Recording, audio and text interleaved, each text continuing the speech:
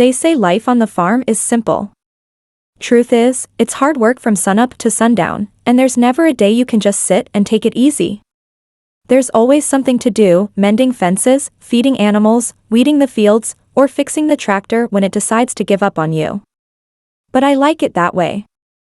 Keeps my hands busy and my mind from wandering to places it don't belong. I've been on the Miller's farm as long as I can remember. They told me my parents left me here when I was just a baby. Never said why, and I learned early on not to ask. The Millers were kind enough to take me in, give me a roof over my head and food on my plate. In return, I worked hard and never complained. Well, almost never. It was early June, and the fields were green and full of promise. I was out in the east pasture, pulling weeds and checking on the irrigation lines. The sun was setting, casting everything in a soft orange glow, when I saw something unusual near the edge of the woods. At first, I thought it was a deer or maybe a coyote, but as I got closer, I realized it was a man lying in the dirt. I dropped my tools and ran over. He wasn't moving much, but I could see his chest rising and falling, so I knew he was alive. His clothes were dirty and torn, and there was blood staining his shirt, a lot of it. I nudged his shoulder. "Hey, mister, you okay?" He groaned, but his eyes stayed shut. His face was pale, and he looked like he hadn't eaten in days. I glanced back toward the house, wondering if I should call Mr. Miller for help. But something about this man gave me pause. He didn't look like he belonged around here. His boots were too nice, his hands too clean for farm work. And then there was the gun tucked into his waistband. I wasn't sure what to do, but I couldn't leave him there. The coyotes would get him for sure. So, with a lot of grunting and tugging, I managed to get him up and over my shoulder. I was stronger than most girls my size, comes from years of hauling feed bags and wrangling calves. Still, it wasn't easy dragging him all the way to the barn. I laid him down on a pile of hay in the back stable, where I figured no one would find him. The Millers hardly ever came back there, and the horses wouldn't mind sharing their space. He was out cold, so I grabbed a bucket of water and cleaned him up as best I could. The wound on his side was nasty but not fresh. Someone had patched him up, but it was starting to get infected. I didn't sleep much that night, worrying over him and checking to make sure he was still breathing. In the morning, I told Mrs. Miller I wasn't feeling well and stayed home from chores so I could keep an eye on him. For weeks, I took care of him. I snuck food from the kitchen, boiled water to clean his wound, and even made a salve from some herbs I found in the garden. I didn't tell anyone, not the Millers, not the neighbors, not even the preacher who came by every Sunday. Something told me this man's troubles were the kind that didn't belong to anyone but him. The first time he woke up, I nearly jumped out of my skin. I'd been sitting beside him, stitching up a tear in one of his shirts, when his eyes fluttered open. Where am I?" he croaked, his voice rough as gravel. "You're on the Miller's farm," I said, trying to sound calm even though my heart was pounding. "You were hurt pretty bad. I've been taking care of you." He looked around, his dark eyes sharp despite the fever that had taken hold of him. "I can't stay here." "Well, you don't look like you're in any shape to leave," I shot back, folding my arms. "And besides, you'd be dead by now if I hadn't found you." He didn't argue, just closed his eyes and let out a long sigh. "Thank you," he murmured, so quiet I almost didn't hear it. Over the next few days, he got stronger.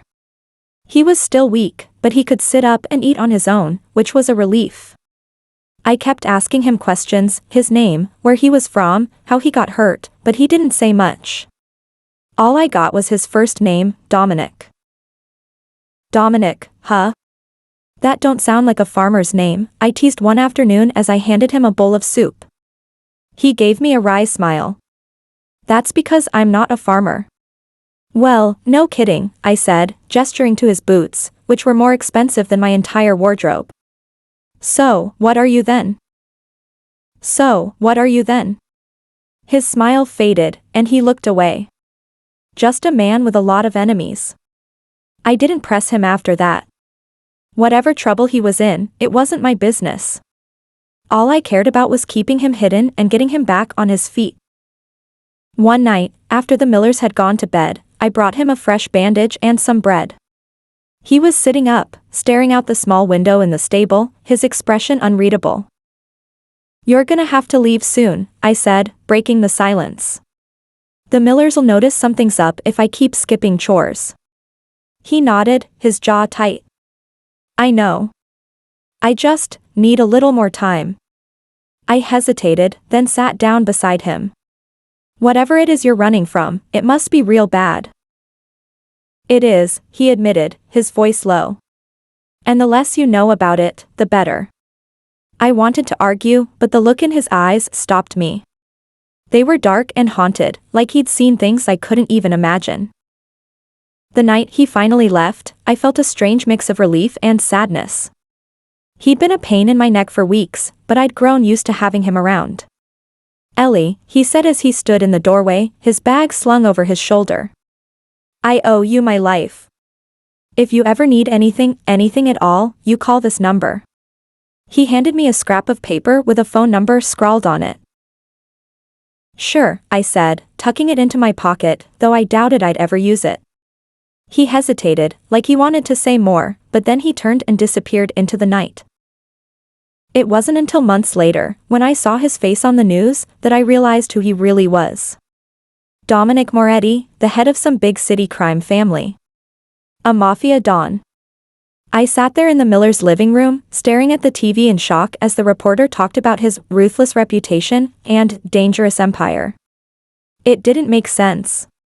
The man I'd nursed back to health wasn't some cold-blooded criminal. He was quiet, thoughtful, even kind in his own way. But the more I thought about it, the more the pieces started to fit. The expensive boots, the gun, the way he'd avoided my questions. He wasn't just running from trouble, he was the trouble. I never told anyone about Dominic or what happened that summer. The scrap of paper with his number stayed hidden in the bottom of my drawer, untouched. Sometimes I wondered if I should call, just to see if he was okay. But I never did. Life on the farm went back to normal, or as normal as it could be after something like that. I still think about him sometimes, especially when the sun sets over the east pasture. Wherever he is, I hope he's safe. And I hope he remembers the farm girl who saved his life. Yup, he did remember the farm girl. It was a hot afternoon, one of those where the sun beats down so hard it feels like the ground might crack open. I was out back feeding the chickens when I heard the sound of engines rumbling up the dirt road. Trucks. Big, black ones. My stomach dropped. Before I could even process what was happening, Dominic stepped out of the lead truck, flanked by a dozen men in suits with guns strapped to their sides. They looked so out of place against the backdrop of the farm, and my heart started pounding. "Ellie," Dominic said, his voice firm but somehow gentle. He didn't smile, and his eyes scanned the area like he was expecting trouble. "Dominic?" I stammered, brushing hay off my apron. "What are you doing here?" "We need to talk," he said, his tone leaving no room for argument. He grabbed my arm, not rough, but firm, and led me toward the back of the barn where no one could overhear us. His guards fanned out, keeping watch like hawks, making the Millers' peaceful little farm feel like the scene of a crime. "You can't stay here any longer," he said, his voice low but urgent. "People know you helped me. Your life's in danger." My head spun. "What do you mean?" "Who knows?" He ran a hand through his dark hair, frustration etched on his face. "The people who were after me, they found out about you. If they think you're important to me, they'll come after you." I stared at him, my heart racing. "But this is my home. I can't just leave." "You have to," he insisted, his eyes locking onto mine. "I won't let anything happen to you, Ellie. You saved my life. Now it's my turn to save yours." I hesitated, the weight of his words sinking in. The Millers had been my family, my only home. Could I really just walk away from it all? But before I could say anything, he grabbed my hand and started pulling me toward his truck. "Wait. I need to say." Goodbye. To the Millers, I protested, trying to pull back. There's no time, he said, his grip tightening. I'll make sure they're taken care of, but you need to come with me now. I didn't have a choice. Within minutes, I was in the back of his truck, speeding down the dirt road with the farm shrinking in the distance. Dominic's mansion was like something out of a movie, marble floors, chandeliers, and windows so big you could see the whole city from his living room. It couldn't have been more different from the farm, and I felt like a fish out of water. At first, I stayed in a guest room and kept to myself. I wasn't sure what to make of Dominic. He was intense and guarded, but there was a softness to him when he talked to me, like I was the only person who could calm whatever storm he was carrying inside. We spent more time together as the days turned into weeks. He'd check on me every morning, asking if I was comfortable or if I needed anything. I started to notice little things about him, the way his eyes softened when he talked to me, the way he smiled when he thought I wasn't looking. And I guess I started to soften, too. One night after dinner, we decided to open a bottle of wine. Then another. Before long, we were laughing like old friends, the tension that had hung over us for weeks melting away. Remember the first thing you said to me? He asked, leaning back in his chair with a smirk. I laughed. I told you you'd be dead if it weren't for me. You weren't wrong, he said, his eyes locking onto mine. You've got a fire in you, Ellie. I've never met anyone like you. His words made my heart race, and before I could stop myself, I blurted out, I've never met anyone like you either. The air between us changed, growing heavy with something I couldn't quite name. He stood, walked over to me, and reached out to brush a strand of hair from my face. Ellie, he said softly, his voice barely above a whisper. I don't know what it is about you, but you make me feel like I'm not alone anymore. I didn't know what to say, so I didn't say anything. Instead, I reached up, cupping his face in my hands, and kissed him. The weeks that followed were some of the happiest of my life. Being with Dominic felt like discovering a part of myself I didn't know was missing. He was tough on the outside, but with me, he let his walls down. He showed me the city, introducing me to places and things I'd only ever read about in books. In return, I taught him how to bake bread from scratch and shared stories about life on the farm. Of course, it wasn't all perfect. His world was dangerous, and I knew it. There were nights he came home late, his face tense, and he'd tell me he couldn't talk about what had happened. I didn't push him, but it scared me. Dominic, I said one night as we lay in bed, what if this life catches up to us? What if we can't keep hiding? He pulled me close, his arms wrapping around me like a shield. I won't let anything happen to you, Ellie. I promise. Months later, we were sitting on the balcony, watching the sun set over the city, when he turned to me and took my hands in his. Ellie, he said, his voice steady but filled with emotion, you saved my life in more ways than one.